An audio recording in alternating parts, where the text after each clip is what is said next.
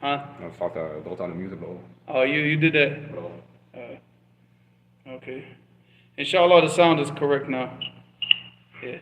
Yeah. Sorry, my son had the sound off on accident. It doesn't matter. We just read the first hadith that we already read last week anyways.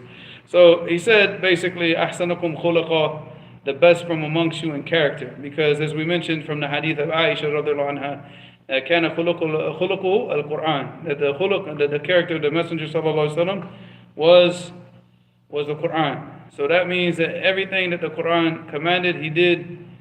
Everything that Allah subhanahu wa ta'ala prohibited, in the Quran, he stayed away from. So whoever is closest in that behavior to the Messenger, in this life, he'll be the closest to him, seated and gathered on the Day of Judgment. But like I said, we read that hadith for last time, I'm sure, 100%. All right, so now, hadith number 273. All right, حدثنا Ismail ibn Abi Uwais. We spoke about Ismail ibn Abi Uwais from before. Ismail ibn Abi Uwais fihi ضعف. I mean, he's weak in his narration of hadith, except for Al-Imam al-Bukhari, rahimahullah. He انتقى من أحاديثه. He chose, he basically took out the strongest, the hadith that he had that were actually strong. So when here he's narrating, and Bukhari's narrating from him, then it's different than somebody else narrating from him. So in this case, the hadith is going to be, inshallah, Hasan. All right, so حدثنا إسماعيل بن أبي أويس قال حدثني عبد العزيز بن محمد عن محمد بن عجلان. All right, محمد بن أن القعقاع بن حكيم عن أبي صالح السمان عن أبي هريرة رضي الله عنه أن رسول الله صلى الله عليه وسلم قال إنما بعثت لأتمم صالح الأخلاق. So Abu Hurairah رضي الله عنه, he reported that the Messenger of Allah صلى الله عليه وسلم said that I was sent to complete the righteous, the correct manners or the correct character of the people. I think we took this hadith too, didn't we? Yeah. So we stopped at 274 then. So as okay, khalas, then we've already spoken about this. I think we might have taken 274 also. Maybe, I don't know. We'll see, inshallah. I don't think so now, because that was the hadith that I put on Telegram. That's probably why I'm thinking about it. But and obviously we know that the Prophet ﷺ was sent for what? For Tawheed. To teach the people Tawheed and to teach the people the rights that Allah subhanahu wa ta'ala has over us. So this is a part of Salih al-Akhlaq. Because if a person, see the mushrikun from before, they had certain characteristics in them. They had, like we talked about before, Shaja'a. They had al-Karama, al-Diyafa, Husn al-Diyafa. They had all of these types of things of taking care of being hospitable to their guests, being courageous in battle, but they didn't have Tawheed. So the itmam of these akhlaq is that a person has a character that's built on ikhlas lillahi ta'ala. And that's what the Prophet ﷺ came with. So the character that he came with was a character of calling the people to Tawheed, calling the people back to the worship of Allah, calling the people to the obedience to Allah, and the fulfillment of the rights that Allah subhanahu wa ta'ala has over us. And then that's the salih al-akhlaq that we see. And that's the tatmeem of those salih al-akhlaq. Alright, so hadith number 274. Now, this is where we stopped. Alright, حدثنا Ismail, and this is obviously Ismail ibn Abi Uwais, same as the previous narrator.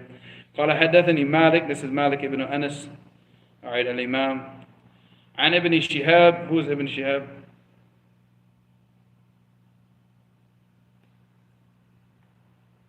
Muhammad ibn Muslim ibn Ubaidullah ibn Abdullah ibn Shihab al-Zuhri.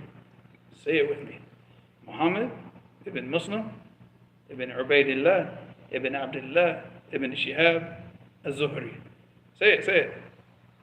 Muhammad ibn Muslim ibn Ubaidullah ibn Abdullah ibn Shihab Zuhri. al-Zuhri. Alright, and Urwa and Aisha radiallahu anha أنها قالت ما خير رسول الله صلى الله عليه وسلم بين أمرين إلا اختار أيسرهما ما لم يكن إثما إذا كان إثما كان أبعد الناس منه وما انتقم رسول الله صلى الله عليه وسلم لنفسه إلا أن تنتهك حرمة الله تعالى فينتقم لله عز وجل بها.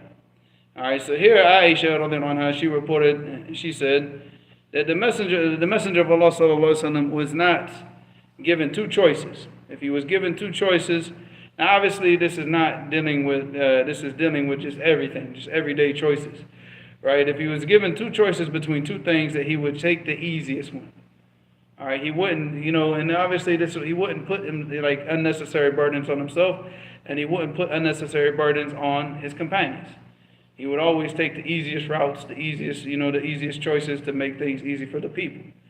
And that's why he said in the hadith, يَسِّرُوا وَلَا تُعَسِّرُوا وَبَشِّرُوا وَلَا تُنَفِّرُوا. Make things easy for the people, and don't make things difficult, and give glad tidings to the people, and don't chase them away. All right, so he would always choose the easiest of the two to make things easy on the people. مَا لَمْ يَكُنْ إِثْمًا, as long as there was no sin involved. All right, if there was sin, like she said, فَإِذَا كَانَ إِثْمًا كَانَ أَبْعَدَ النَّاسِ مِنْهُ. If there was sin involved, then he was the furthest away from it. He would be the furthest of all people away from that thing. He would not choose that ever. All right, and then after that she said, وَمَا انْتَقَمَ رَسُولُ اللَّهِ صَلَّى اللَّهُ عَلَيْهِ وَسَلَّمَ لِنَفْسِهِ. And the Messenger of Allah never got revenge for himself.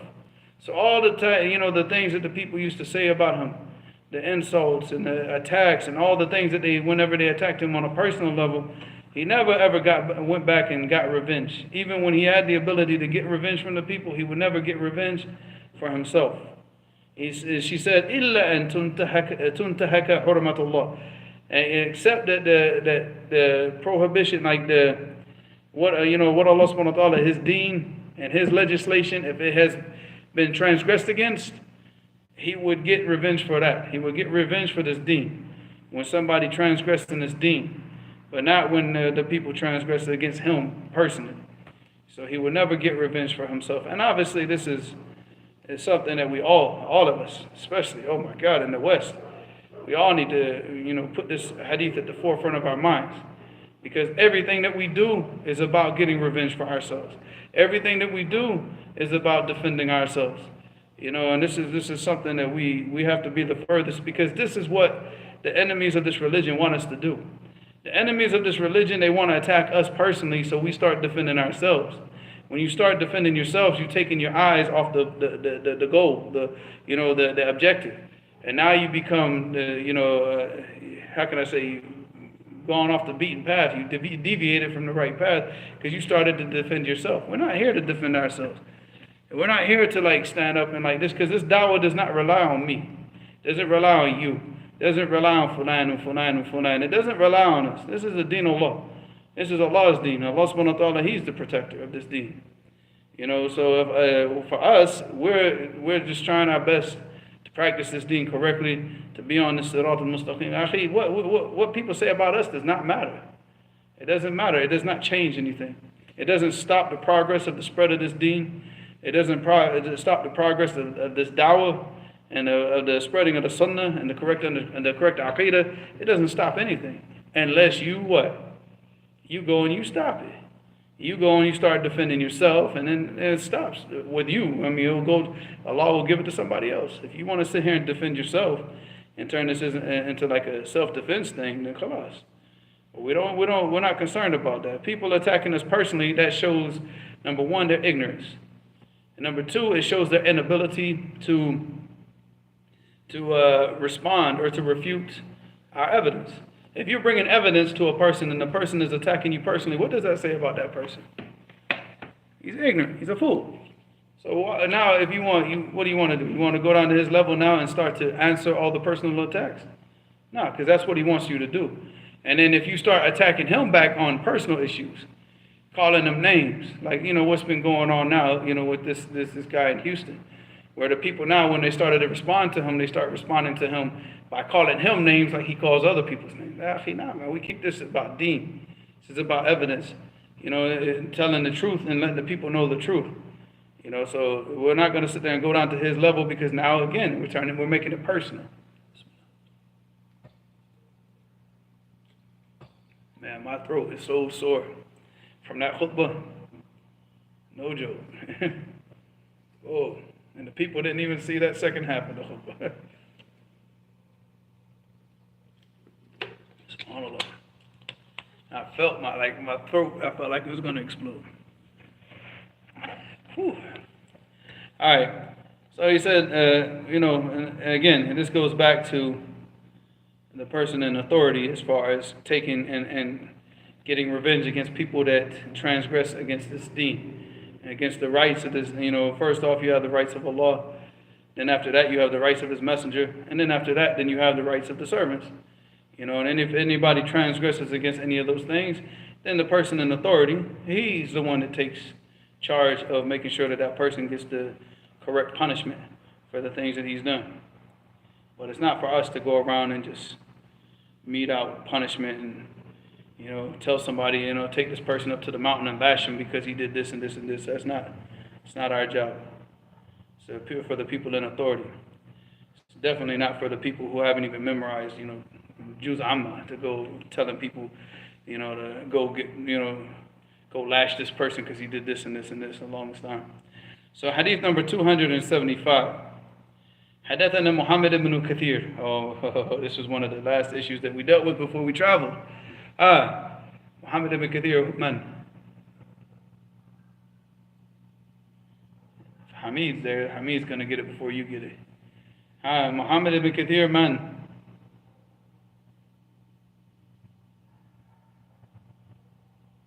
Al-Abdi. Alright, so if this is Muhammad ibn Kathir al-Abdi, قال أخبرنا سفيان, then who is Sufyan?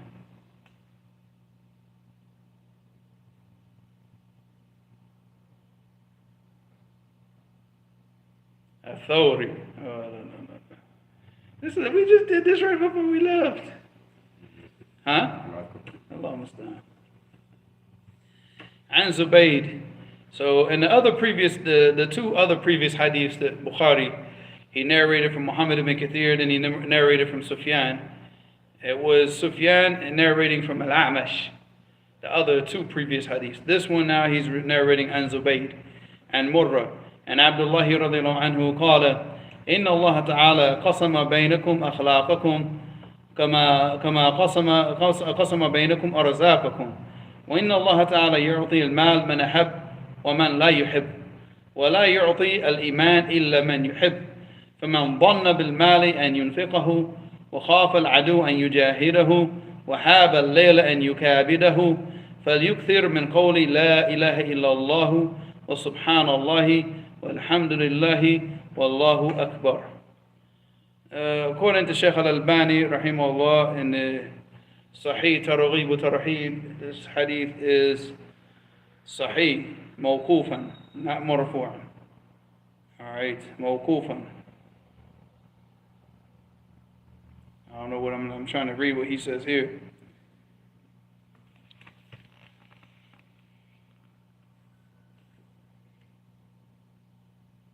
And the Zahir here is that Abdullah is Abdullah ibn Abbas.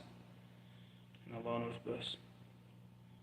Alright, so he said, إِنَّ اللَّهَ قَسَمَ بَيْنَكُمْ أَخْلَاقَكُمْ, that Allah subhanahu wa ta'ala has distributed equally your character, like the type of character that the people have. Just like He has distributed amongst you your provisions, أَرْزَاقَكُمْ.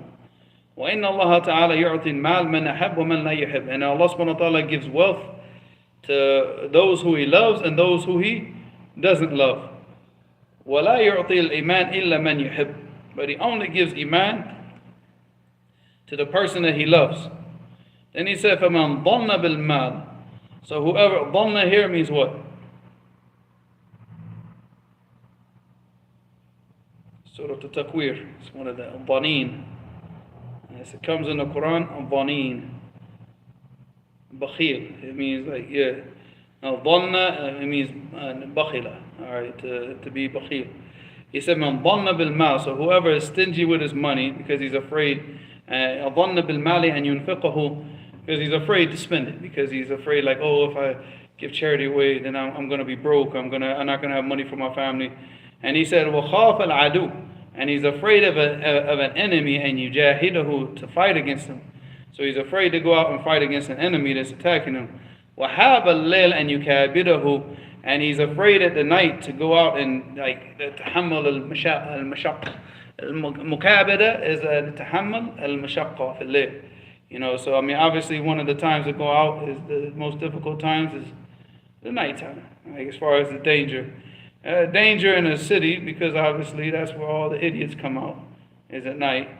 Danger in the mountains and the villages and things like that, because that's when all the dangerous animals start to come out, is at night.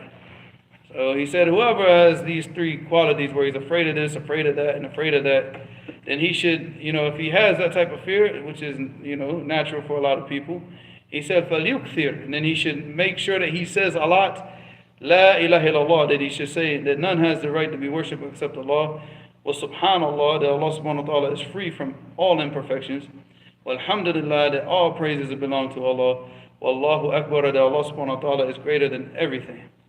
And that he should constantly say this dhikr to make up for the fact of all the other things that he's not doing because of his fear. And like I said, this hadith, this narration is authentic to Ibn Abbas, but it's only sahih mawqufan. So inshallah we'll stop there.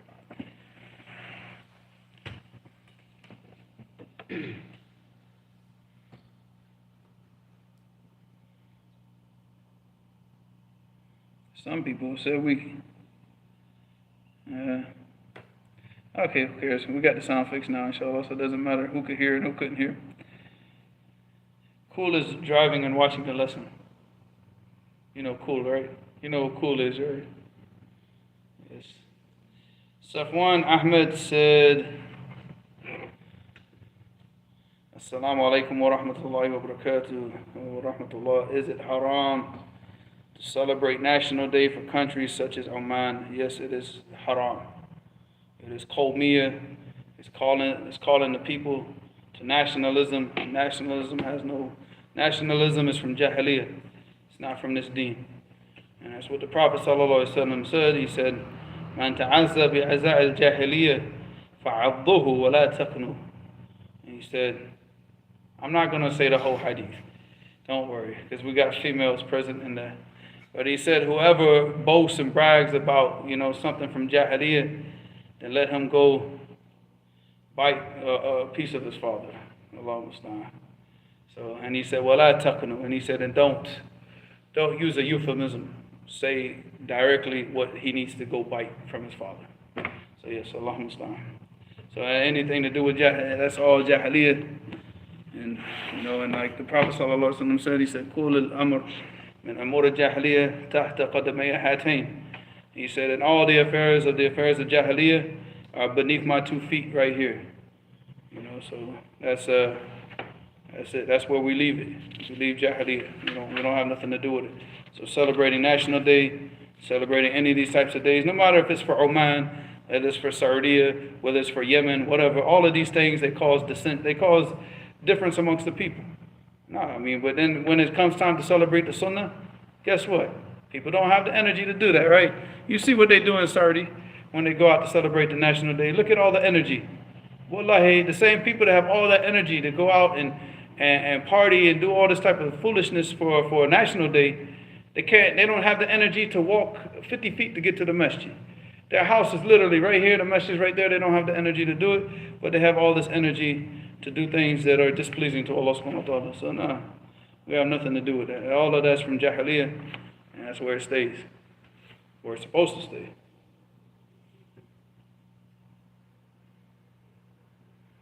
Wa alaikum salam wa rahmatullahi wa barakatuh for everybody.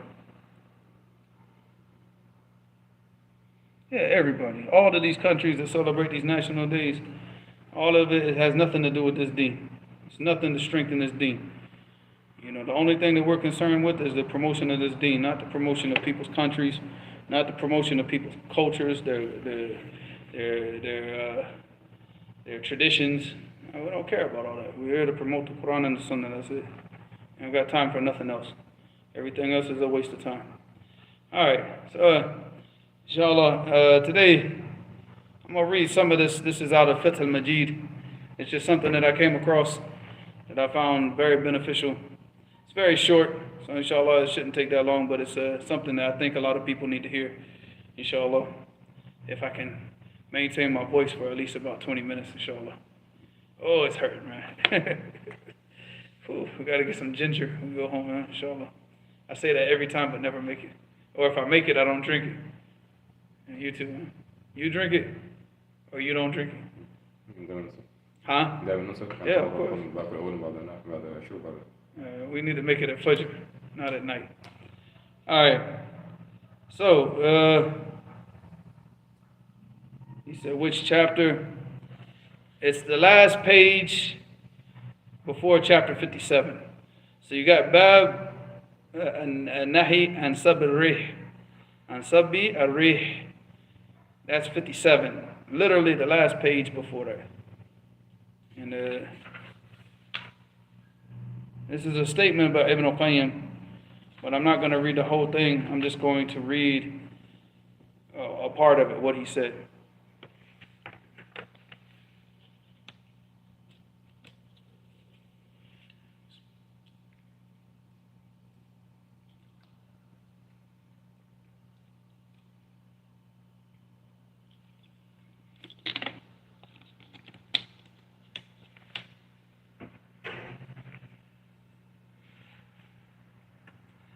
All right, so Bismillahir Rahmanir Rahim. So he said, وَمِنْهَا, and this is like minha, this is from amongst the statements of Ibn al-Qayyim. He said, أَنَّ سَعَادَةَ الْإِنسَانِ فِي حِرْصِهِ عَلَى مَا يَنْفَعُهُ فِي مَعَاشِهِ وَمَعَادِهِ. Now this goes back to a hadith, the hadith an Abi Hurairah radhiyallahu anhu, in which he said that the Messenger of Allah sallallahu alaihi wasallam said, how does the beginning of the hadith go? What's up? What? Who? Man?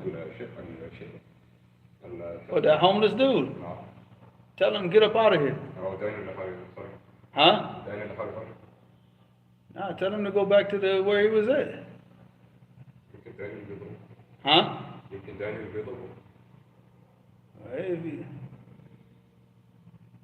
What's he doing? Who's speaking to him? Daniel speaking to him? Khalas, inshallah. Relax. Huh? Yeah. What is it? He brought his bags up in here.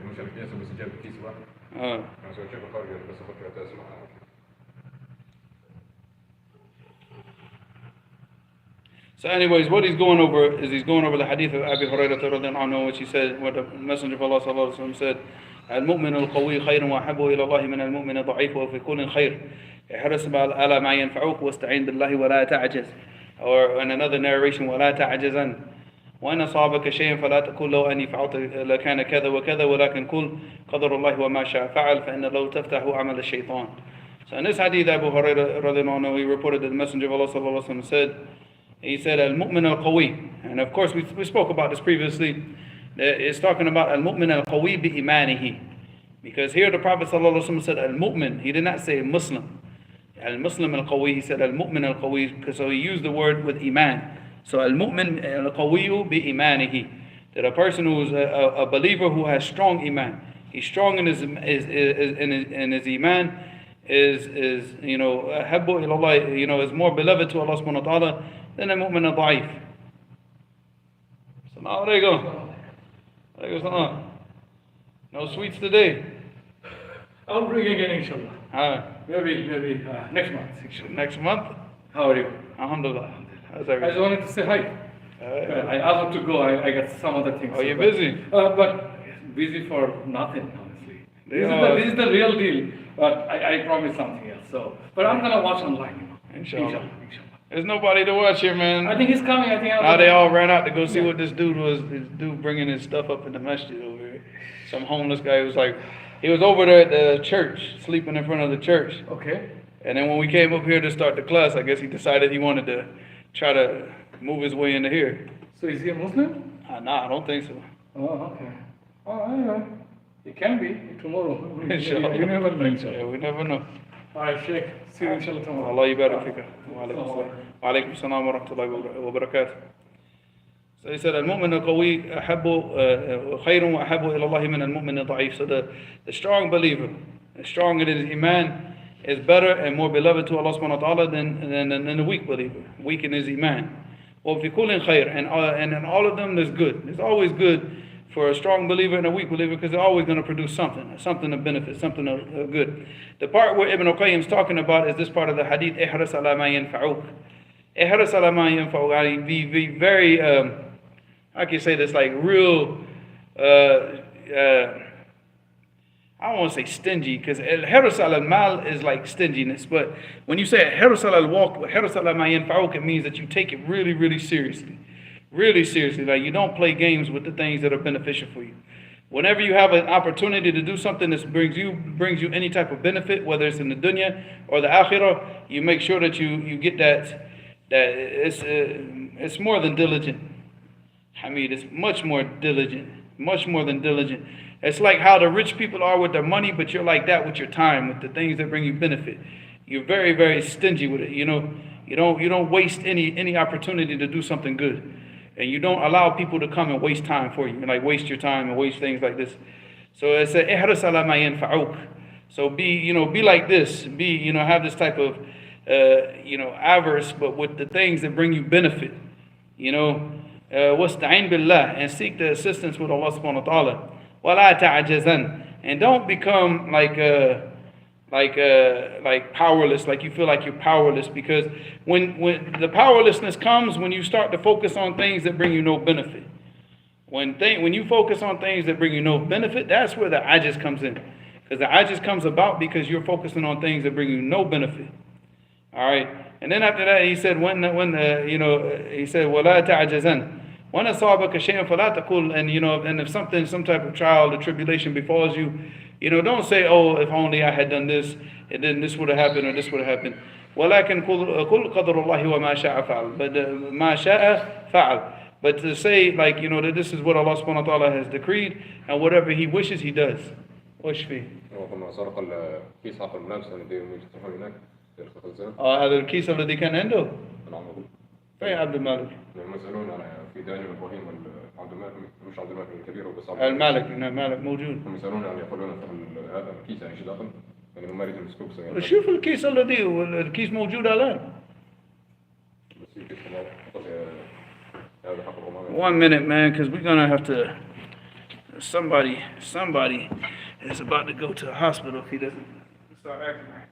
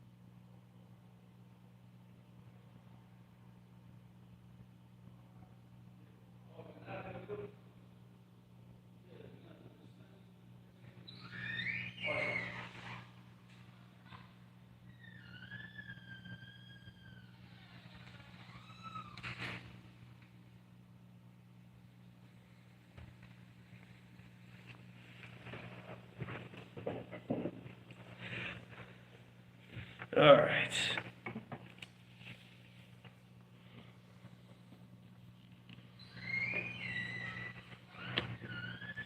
Muhammad Fatima, somebody stealing from the masjid. He went and took a whole bag of like clothes that were donated to the masjid and walked out, tried to walk out with it. The brothers grabbed him. I saw y'all here. My stomach was up, and I had to use that. Alhamdulillah, man. The brothers got him. He didn't want to open up the stuff. But we already knew that stuff was there this morning because we saw it at Fajr. That keys, that bag over there. So, yeah, man. Huh? Man, no, they're going to have to roar. Who's leaving? No, he needs to get up and get his stuff and leave. Huh?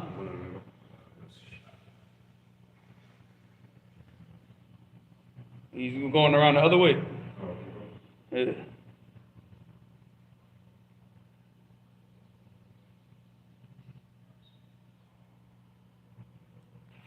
Yeah, some homeless dude trying to find something to steal. And it's crazy because he sees all of us here. Then he walks right up in the masjid and tries to steal something. He could have come up and just asked. He could have just came in and said, hey, you know, I need some clothes or something. Along with time. But, what?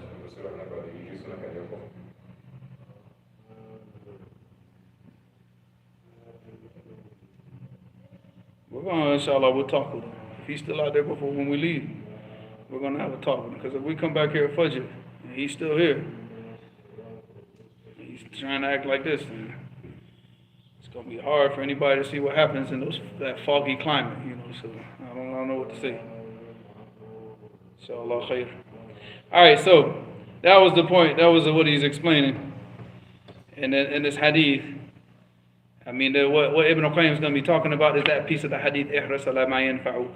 You know, be very, very, you know, stringent in everything with everything anything that brings you benefit, hold on tight to it, you know, and don't let it go. So that's what he's talking about. So he said, وَمِنْهَا أَنَّ سَعَادَةَ الْإِنسَانِ فِي حِرْصِهِ عَلَى مَا يَنْفَعُهُ فِي مَعَاشِهِ وَمَعَادِهِ. So he said that the happiness of all people, like the only way that you find happiness in this life, the sa'ada, is through what? And this hirs ala ma yanfa'uk.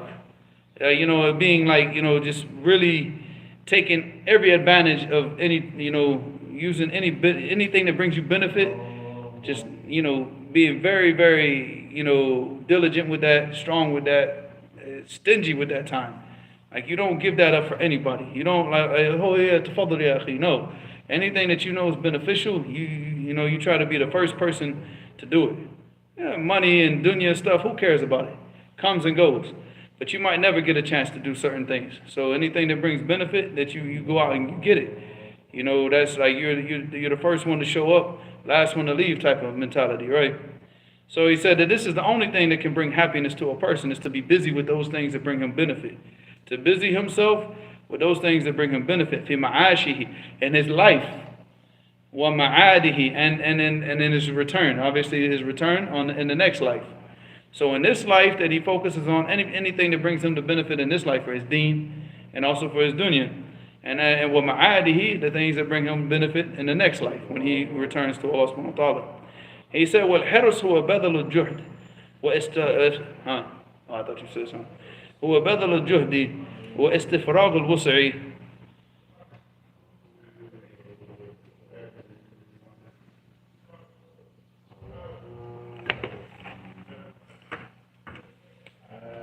We'll be right back. It's Friday night. It's Friday night.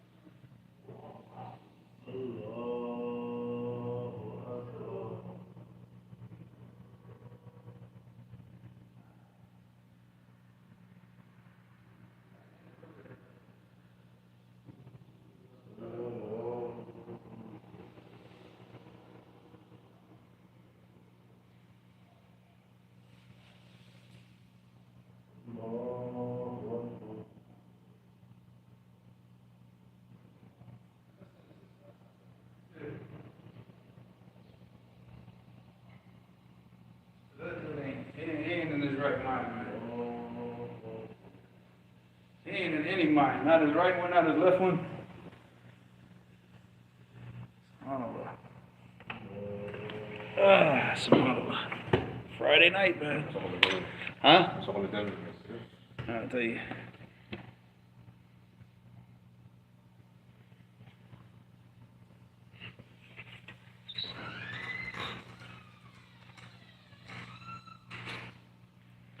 Alright, so back to this now. What do you think?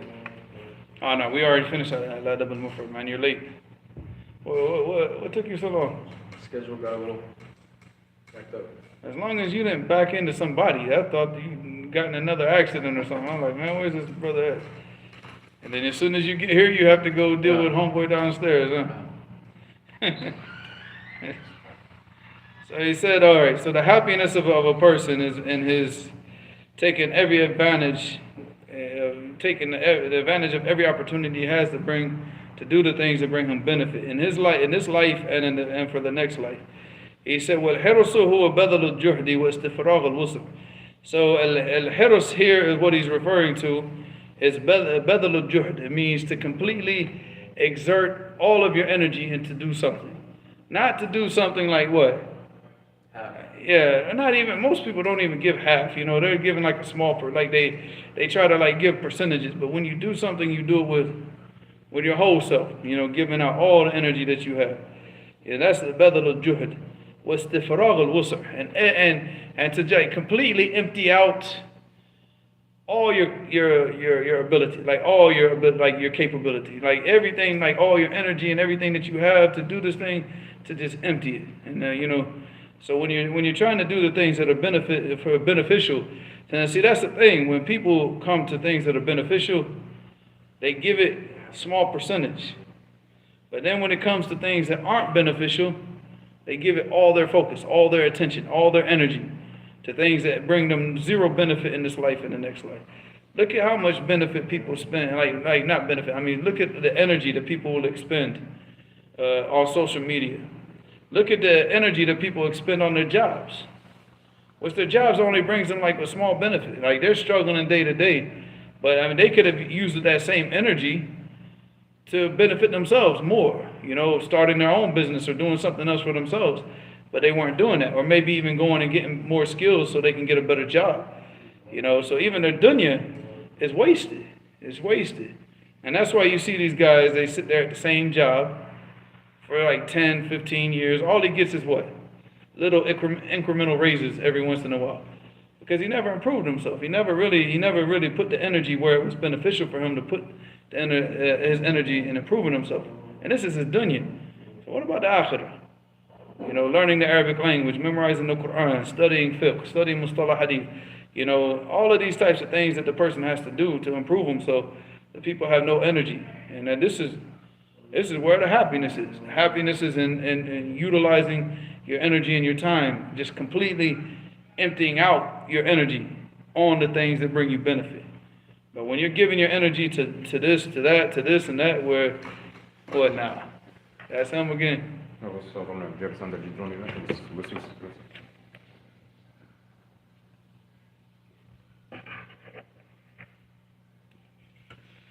All right. So he said, فإذا صادف ما ينتفع به الحريص كان حرصه محمودا وكماله كله في مجموع هذين الأمرين. فإذا صادف means I thought it was closer. It sounded closer to me. Oh, he's yelling down the street. Yeah, he's at the same spot. It's a little bit further down. Yeah, man, he's drugged up. He's drugged up, but it's crazy. Ginned up, drugged up, or maybe both. Yeah. So he said, فَإِذَا صَادَفَ means what?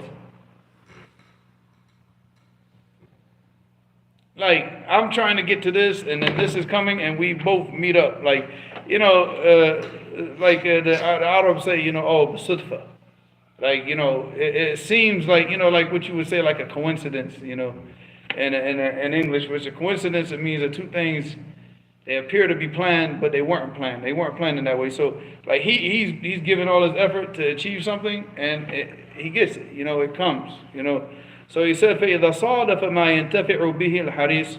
So if he's able to hit that thing and get that thing that he's working towards, the thing that brings him benefit, kana hirsuhu mahmudan, then all of that energy that he's expelled and everything is all praiseworthy. He's praiseworthy because he expended his energy and his abilities and things that bring him benefit. وَكَمَالُهُ كُلُّهُ فِي مَجْمُوعِ هَذَيْنِ الْأَمْرَيْنِ. So he said in the completion in his kamal, and like his kamal is his completeness, is in these two things. And what are these two things? أَنْ يَكُونْ حَرِيصًا وَأَنْ يَكُونْ حِرْصُ لَا مَا يَنْتَفِعُ بِهِ. So that he's harisan, that he has this strong desire, this passion and desire to work towards something, and that thing that he's working for is something that brings him benefit. He said if he has those two qualities, then khalas. But if he has strong passion and desire to do what? To become like the best McDonald's manager that was ever on the face of the earth, what? Ghayra Mahmoud. Why? Why does he benefit from this? What does the world benefit him being the best McDonald's manager ever? He never brought any real benefit to himself. So I mean, the benefit for ourselves is that we become better people. We learn the deen. We become more upright. We become more righteous, and we expend all that energy in trying to get those things. Not wasting our energy like we do. We waste so much energy on things that bring us zero benefit. Imagine if we use all of our time, all of our energy, all of our waking hours, focusing on the things that bring us benefit. Even to the point when we eat for what? For benefit. We eat for something like we eat in a way that's going to give us energy. It's going to help us to work harder, to sleep less. Instead, we eat foods that make us sleep more, that make us lazier, make us sick, that kill us. And then we're too tired to focus on things that bring us benefit. So we do everything in a very lackadaisical manner, very lazily. So that's why we have no happiness. That's why you see all these people are depressed. They're depressed because they're spending so much energy on things that bring them no benefit. And they make this their whole lives. And never once in their lives they ever sat down and said, okay, what is beneficial for me? What is going to make me a better person? Obviously the deen. But for the kuffar, they don't know the deen. So they think that getting people's attention and getting people to praise them, getting status or getting likes on social media, that this is what's going to bring. That this is what's going to bring it for them, the benefit. No, that's going to bring you depression. And it depresses them. These people have no future like that. Their future is a future of depression. And they're going to see their waste, in this life. And if they die on that, they're going to see it in the next life. So he said, فَإِنْ حَرَصَ على ما ينفعه أو فعل ما ينفعه من غير حرص فاته من الكمال بقدر ما فاته من ذلك. So he said, إذا حرص على ما لا ينفعه, if he has this determination and focus on things that bring him no benefit, or فعل ما ينفعه في غير من غير حرص, but he or on the opposite side, that he does what does bring him benefit, but he doesn't have that determination. He doesn't give it all his energy. He doesn't give it all his focus. He does what brings him benefit, but he does it real haphazardly, lackadaisically. He doesn't do it with energy and with determination to achieve something. He said, "Fatahu min al-kamal." Then the completeness of him, of what he's setting out to do, is going to pass him by. He's not going to have that completion. He's going to benefit something, a little bit, but it's not going to be anything he's not going to achieve this level of greatness in what he's trying to do. He's not going to achieve this elite status. He's just going to be just like everybody else. Oh, I read this book, or I memorized this, but he did it without any type of determination and hirs. He said, بِقَدْرِ مَا فَاتَهُ مِنْ ذَلِكَ. So according to his level of energy, that's what he's going to benefit. If he gives it his all, 100%, he's going to get back, what he puts in. And, it's just like the people from before used to say, لو أعطيت العلم كلك أعطاك بعضه. What does that mean?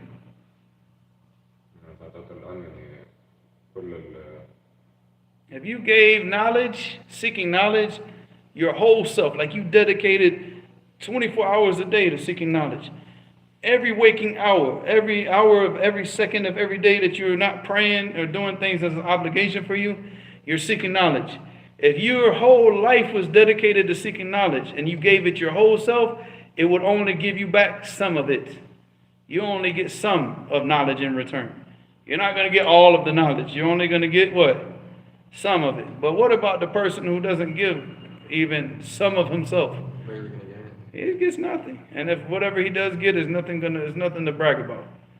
So I mean, and that's just a reality. I mean, we're going to die. All of us are going to die, and the things that we don't know are going to be a lot more than the things that we do know. You know, and I remember one time when I was trying to argue with a brother in Damaj when I first got to Damaj, and he was because we think that we come from America. You know, I was sitting with Fareed, and I know a little bit something. I think I'm on my high horse, right, thinking I know something. And that brother told me, he said, Wallahi, he said, Alladhi ana nasitu akthar mimma ta'lam. You know, and when he told me that, I'm like, I was raw.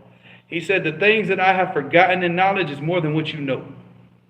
You know, so basically shut up and stop arguing. He said, I've forgotten more than you've learned. You know, and that was his argument to me, like to tell me to be quiet. And oh, that hurt. That hurt. You know who said that to me? I was Adab. He knows who he is. He told me that. He said, I have forgotten more than you know. You know, so yeah, at that time, you know, I mean, you know, so almost time. But that's just the reality. You know, we're too arrogant, actually. But we don't really, and we're not, because see, the people that, those people that really, really give their whole selves to knowledge, they don't have time for that. They don't have time for arguments. They don't have time for showing off. They don't have time because they're too busy getting knowledge, trying to find out what the next thing is that they can learn. What's the next book to read? What's the next, science to focus on? They don't have time for people. You know, it gets to the point where, like, when you get so involved in knowledge, wallahi, you start to hate people. Because what do people do? They distract you. They waste your time, akhi. They want to talk about nonsense, akhi. Wallahi, I get, phone calls from people from all different parts, akhi. They just want to talk about nothing, nothing, akhi. Things that, people, even sometimes, they ask me questions, akhi, go to Google, you can find the answers. You know what I'm saying? But it's just like people, they just want to distract you, akhi. But when you're focused on knowledge, akhi, you don't want to, nothing. People become like an enemy to you, you know what I'm saying? Like, you're a human, you're an enemy. You're not a book, you're an enemy. Or if you're not teaching me something, or I'm not teaching you something, then what use are you in my life? That's it. I don't want friends. I could care less about friends. Friends don't benefit me nothing. For what? What are we going to benefit from friends? Hanging out doing what? Wasting our time, being losers, but now you're just going to become a loser with somebody to do it with. Somebody who's not going to judge you, somebody who's not going to advise you, somebody who's just going to sit there and be a loser with you. So it's simple. What did the Prophet ﷺ say? He said, "Inna dunya mal'unatun mal'unu ma fiha, illa ish, illa dhikrullahi wa ma walahu wa ish, wa aliman wa muta'alliman." So he said that all of the dunya is cursed. The dunya mal'una, and all of it is cursed. And everything within this dunya is cursed, except for dhikrullah, except for the remembrance of Allah. So this is, the recitation of the Quran. And he said, وَمَا وَاللَّهُ. So he said everything that comes with the dhikr. So everything from the Quran and the Sunnah and all the actions that we have to do, all of that is not cursed. He's saying that these are the things that are not cursed. These are the only things in this dunya that's not cursed. He said, وَعَالِمًا وَمُتَعَالِمًا. And he said a person who is knowledgeable of the deen and he teaches the people, وَمُتَعَالِمًا, which is the person who is studying the deen and learning his deen. And that's it. There is no benefit if it's either I'm benefiting something from you, you're teaching me, or I'm teaching you, or you go over there and waste their time. Don't come, and that's the attitude that you have to have. That's where and the people look at you and they say what? They say, man, there's no way that this guy could be happy. Right? All he's doing is reading books every day. But you don't see that happiness in the heart. That happiness is in the heart. It doesn't have to come out on the face. Yeah, how many people sit there and take those smiley selfies in social media and posting all these pictures on Instagram, how they're so happy and they're contemplating suicide in their heart? How many people? Yeah, exactly. They're depressed, akhi. That smile, just because you see a person, he looks serious. And he looks serious because he's taking this issue seriously. So of course you're not going to run around smiling, and you're going to see the happiness is in the heart of the person. It's not going to, it's not going to come out with these fake smiles. We don't have time for that either. The happiness and the contentment, because obviously happiness, a sa'ada, it comes with al-qana'ah, it comes with contentment. Those two things, they have to go together. And when you're content, akhi, khalas, that's something in the heart. Nobody can see that. Nobody can, but they see it in your life and how you live your life and how you utilize your time and the things that you put the most focus on. You put focus on knowledge. You put focus on, perfecting yourself and getting yourself to be righteous and good, and you focus on your family. And everybody else, akhi, is first off, you focus on yourself, improving yourself. And you have a family to focus on, you focus on your family. Everything else is what? Y'all get the leftovers. I'm not going to sit up in this masjid and focus on you and focus on you while my son is ignorant. My focus is going to be first and foremost what? My son. My son is more beloved to me than every person in this dunya. Not just him and his crazy brothers. As crazy as they are, but they're still the most beloved thing to me. That's it. And then after that, everybody else, they get the leftovers. But what do people do now? They neglect their families, and they want to give time to people who bring them no benefit. They bring me benefit. What's the benefit for me and the day of judgment with my family? Every single piece of food that I put in his mouth is what? Sadaqah. It's charity. Every clothing, everything that I do for him is charity. Huh? What? Ajr is a reward. Yeah, reward. Oh, yeah. Yeah. So, that's where I put my focus, But to sit there and focus on the world and trying to save the world like all these people, how many people, wallahi, how many imams have you seen throughout America? They put so much attention on, oh man, we got to give dawah in the prison. Oh man, we got to give dawah to the homeless. Oh man, we got to give dawah to the drug addicts. His son's a drug dealer. His son's smoking weed. His son is not even praying. Yeah, you're putting priorities where they're not supposed to be. Again, you're not putting the attention where it's supposed to be. You focus on the things that are around you that bring you benefit. If your family's collapsing and everything, what benefit do you have? Benefit in like going to the prison, giving dawah. The brothers in prison, you can't even take care of your family. And your family collapses. Focus on. Huh? I thought you already did that. I thought you already did that.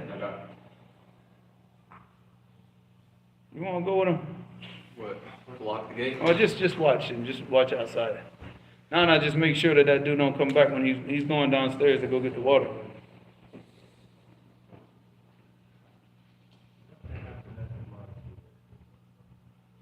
So they said, وَلَمَّا كَانَ حِرْصُ الْإِنسَانِ وَفِعْلُهُ إِنَّمَا هُوَ بِمَعُونَةِ اللَّهِ وَمَشِيَّتِهِ وتوفيقه أمره أن يستعين بالله ليجتمع له مقام إياك نعبد وإياك نستعين.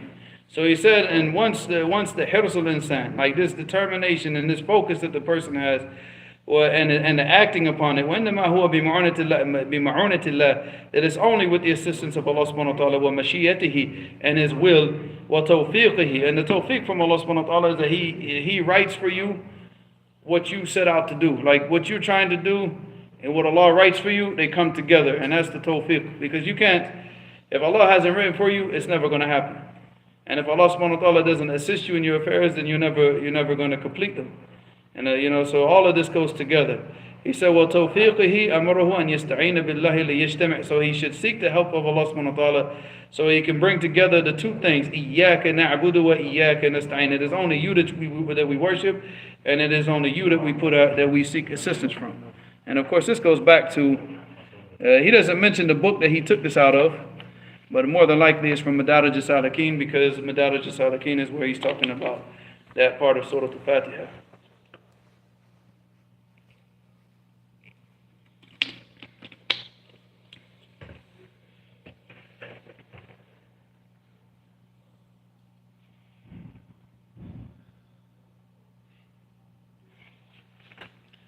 Alright, so then he said, فَإِنَّ حِرْصُهُ عَلَى مَا يَنْفَعُهُ إِبَادَةٌ لِلَّهِ تَعَالَى. And he said, in him focusing all his attention on those things that bring him benefit is worship. This is worship to Allah. And he should make sure that that's his intention. وَلَا يَتِمُّ إِلَّا بِمَعُونَتِهِ, and it will not be complete except for with the assistance of Allah subhanahu wa ta'ala. فَأَمْرُهُ أَن يَعْبُدَهُ وَأَن يَسْتَعِينَ بِهِ. So he said in his so he said in his command to worship him and to seek assistance with him. فَالْحَرِيصُ عَلَى مَا يَنْفَعُهُ الْمُسْتَعِينُ بِاللَّهِ ضِدُّ الْعَاجِزِ. And he said, and this goes back to the hadith, and he said, فَالْحَرِيصُ عَلَى مَا يَنْفَعُهُ, the person who focuses on only those things that bring him benefit. الْمُسْتَعِينُ بِاللَّهِ, the one that seeks assistance with Allah. ضد العاجز. And that goes back to the part of the hadith where he said, وَلَا تَعْجَزًا, and don't become ajiz, don't become like weak and hopeless and powerless. You know, that you continue to focus on those things that bring you benefit. See, you can't change the perceptions of the people about you. You can't, like the people, they hate you, they hate you. They insult you, they insult you. If you spend your whole time trying to please the people and try to get to change the people's perceptions about you, then what happens? You're ajiz, akhi. You'll never be able, you're powerless against this. So why are you going to focus on the things that you have no power to change and leave off the things that you have the power to change? So you want to focus on trying to change the opinions about you of people that don't like you. Forget them, akhi. Focus on the people that are listening to you. You know, and this is a whole other thing. Like you see, like people on social. This is the social media disease, akhi. And I've seen this with so many brothers, akhi, and it's very scary. Is that you'll, like, some brothers will make a video and read the comments, and they'll have 100 comments of people praising the video, but then this one person just gets up there and says what? Oh, this was so stupid, and you don't know what you're talking about, and blah, blah, blah, blah, blah, right? But what do you think? Is he going to sit there and focus on those 100 comments of all the people saying, mashallah, this was beneficial? No, what is he going to focus on? He's going to focus on that one person that says something bad. Why? That's the ajiz. You know, this is the ajiz. You have no power to change. If somebody doesn't like you, they don't like you, akhi, period. Keep it moving. If a woman doesn't like you, find another wife, find another woman, find something, you know what I'm saying? What are you going to sit there and try to, oh, I'm going to get her flowers, and I'm going to get her truffles, and I'm going to get her all this? Nah, akhi, she doesn't like you, she doesn't like you. Move on with your life. You don't waste your time with things like that. You focus on the things that bring you, you know, you need your energy for beneficial things. You can't be wasting your life trying to save the world and change people's perceptions. People are stuck in their ways. You know, I wrote this in the introduction to my book that's probably never going to come out in my lifetime. But I said in the beginning in the introduction to the book, I said, you know, I used to have this mindset that I wanted to save the world until I realized that the world doesn't what? They don't want to be saved. They don't want to be saved. They want that. How you see the people living, that's how they want to be. That's the life they chose. They chose that. They had choices. They had people advising them, telling them, hey man, don't take this route. This is going to lead to your destruction. If you take the route of drugs, this is what you're going to end up. They had a mother that probably told them, hey, look at this guy behind the gas station. You know, look at these homeless people. That's your future if you take these drugs, if that's the lifestyle that you do. But what did they choose? They chose that. That's what they wanted. You know, and they got what they wanted. Allah subhanahu wa ta'ala didn't oppress them in anything. So why are we going to sit here and try to spend our whole lives trying to change people that don't want to be changed? Yeah, I just one time on the church, I was giving dawah to, I started realizing, I try to give dawah, you know, I didn't really start doing that. And it wasn't really going in my way. We just go out one thing after the other, man. It's a hard process, man. A lot of people just don't care. They don't, because they don't care about their benefit. They care about being entertained, and they want to waste their lives away and waste their time, and they want to do it laughing and joking, and just because all of that entertainment, all the drugs, all the drinking, all the stuff that they search out for, it covers up the emptiness that they have in their lives. That's it. They don't want to come face to face with reality. They don't like that. See, that's why you see a lot of brothers when they go to prison and they get everything stripped away from them, and now they have to come face to face with themselves. You see the change that happens. And when a person really accepts it, he looks at himself and he starts to take accountability for his actions. Then he accepts Islam with accountability. Those are the brothers that come out of prison, and they don't go back to that lifestyle that they lived before. But the people that were sitting up in prison the whole time, trying to waste the time away, trying to make the time go by fast so he can get out, not using this time for benefit. When I was in jail, I was reading books all the time. Whenever I was in the cell, I was reading books. Everybody's playing dominoes, playing cards, I was reading books. I would stop reading books to go do push-ups, and I go back and read books. I had no time for people, because you always got to focus on the things that benefit you. Because I was looking at, like, when I come out this jail cell, I want to come out different, change, something different than everybody else, something better than everybody else. I didn't want to just come out like with more muscles than everybody, stronger than everybody. I could do more push-ups than you. I wanted to come out gathering all that together, the strength and the mind and everything. I sit there and just read and read and read and read and read books after books after books. Whatever my mother would send me, my mother used to send me, I don't know how many books. Books about Native American history, books about the Civil Rights Movement, books about everything, Black Panthers, about, I had Mumia Abu Jamal's Live from Death Row when he got sentenced to death row in the 90s, and I was sitting there reading that in the jail. So all of this stuff. You think about the things that bring you benefit, man, because I'm telling you, wasting time with people, wasting time trying to please people, wasting time trying to change people's perception. Yeah, well, look at the Muslims now. Look at all the energy that went in to try to make these kuffar think that, oh, Muslims are good people, Muslims aren't terrorists. Man, we don't care what they think about us, akhi. Wallahi, could care less. Wallahi, we could care less. But look at all the energy. Oh, you want to call the other one? Look at all the energy that these liberal hypocrites of these Muslims that wasted just trying to please these kuffar after 9/11, right? Look at all the extremes that they went through just to make them say, oh, we're just like you, we're good, we're nice, and you should love us and we should love you. Man, who cares what they think about us?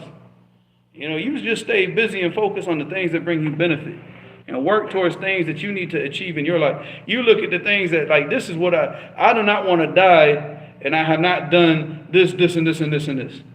If I die and these things are not achieved, then I'm a loser. I feel like my life was squandered and wasted, right? That's what you need to focus on. You don't need to focus on people's perception of you. You don't need to focus on pleasing people. If pleasing people is going to get you to not achieve those things that you're trying to achieve, then what? Where do the people need to go? A very hot place.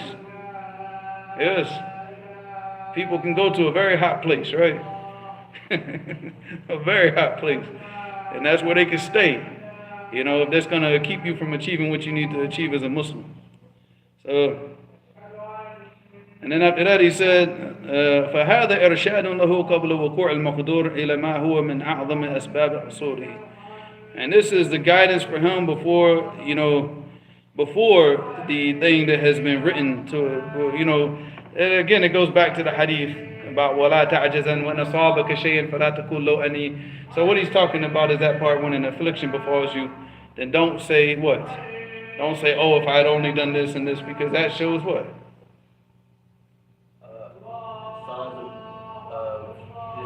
That you're not pleased with what Allah subhanahu wa ta'ala has written. There's nothing that you can change. The only thing that you can change, you look back on your past and you look at the mistakes that you made to do what? You can't change those things that you've done in the past. It's just done. It's over. You just gotta have to accept that. Accept that it was your fault. These are, all the mistakes that you made were because of choices that you made in your life. Bad choices. All right, but now what do? You learn from them, right? Yeah, you take those mistakes and you make sure that you don't repeat them. Because making a mistake is not a problem. We all make mistakes. But making a mistake and then finding out that it was a mistake and then going back and doing it again, that's the problem. So we learn from our mistakes. We fail. But, we fail and progress. We don't just fail and give up. We fail, we learn from our mistakes, and we move forward. And that's what he's talking about, and Allah knows best. Beautiful. Beautiful, beautiful talk. So yeah, man, if there's any questions a little bit before we go.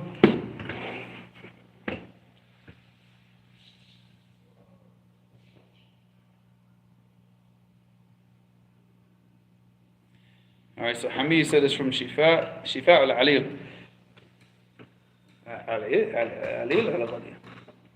And that's because that's a book about Qadr, so that makes sense.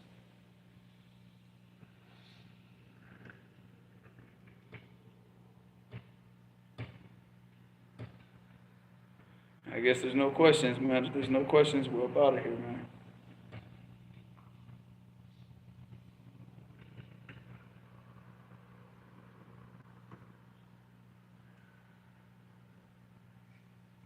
Muhammad Fatima, who going to the hospital? I need to go to. Well, not. And it's not the hospital, man. I'm talking about the guy that's causing us problems.